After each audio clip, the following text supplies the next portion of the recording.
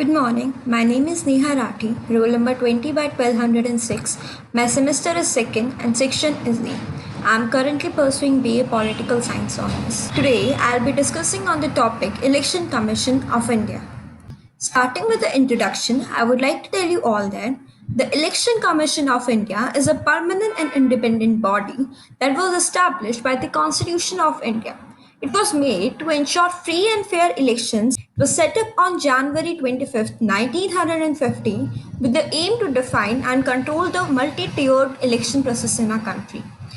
As per the Article 324, I would like to tell you all that Election Commission of India has a supervisory and directional control over the complete process of election to the Parliament and Legislature of every state and to the office of President and Vice President of India.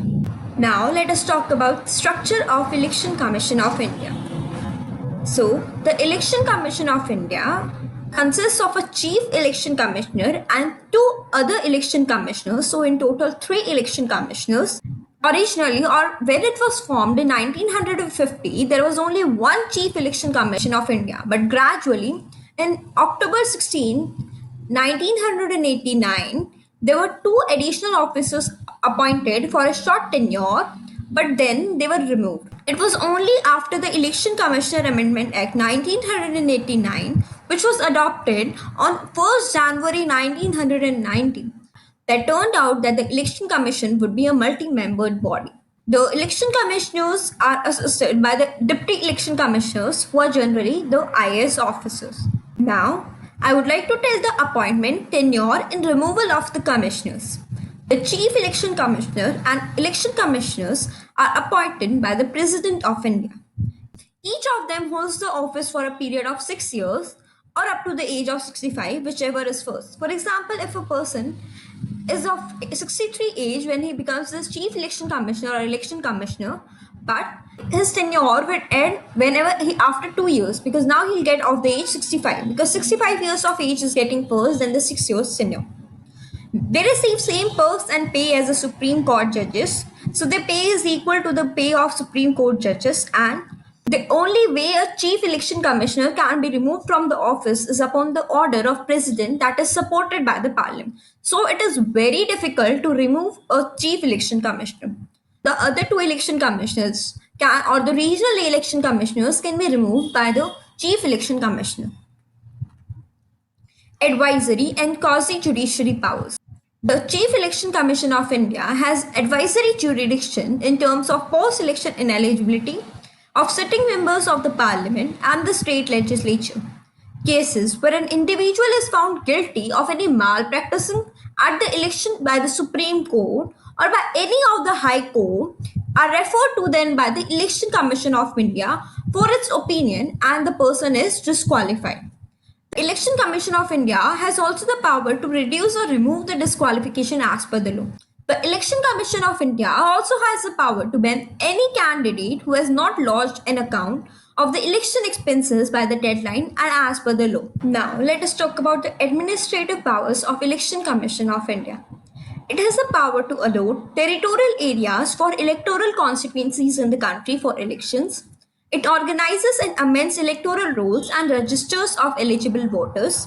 It informs the dates and schedules of elections of nomination papers. It gives them recognition to the political parties and assigns them election symbols. Election Commission of India appoints the 4 following seats.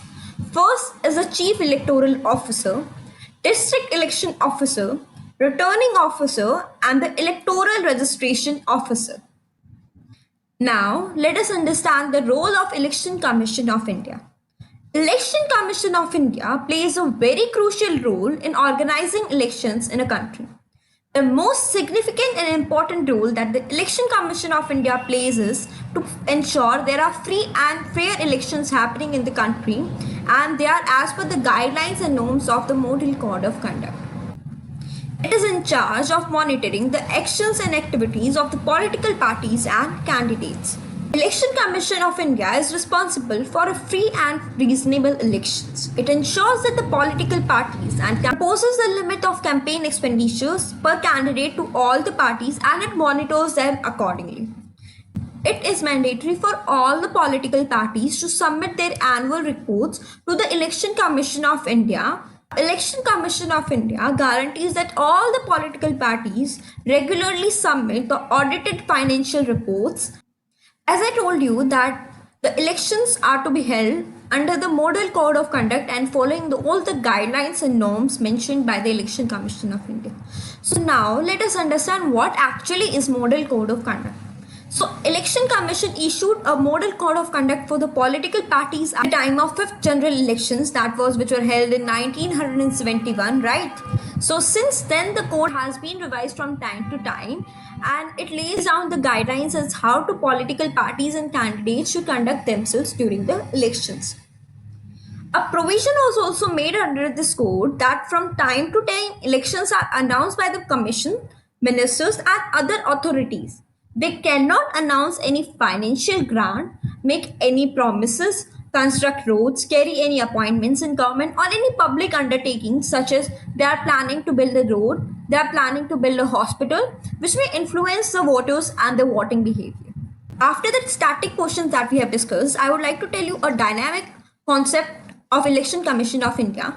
Currently, the Chief Election Commissioner of India is Sri Sushil Chandra, and he assumed the office on 13th April 2021 as the 24th Chief Election Commissioner of India, and he belongs to the 1980 batch of Indian Revenue Services, and he has been working as an election commissioner in Election Commission of India since 15th February 2019. At last, concluding my thoughts, I would just say that Election Commission plays a major role in democratic country like India. Independent functioning of this body, the Election Commission of India, is very much important in this regard. An electoral reform is necessary for a healthy democracy so that there is appointment of election commissioner which must be based on transparency and not any malpractices. The Election Commission should be more vigilant in overcoming its loopholes and limitations. Thank you and have a nice day. Stay safe, stay healthy, stay home.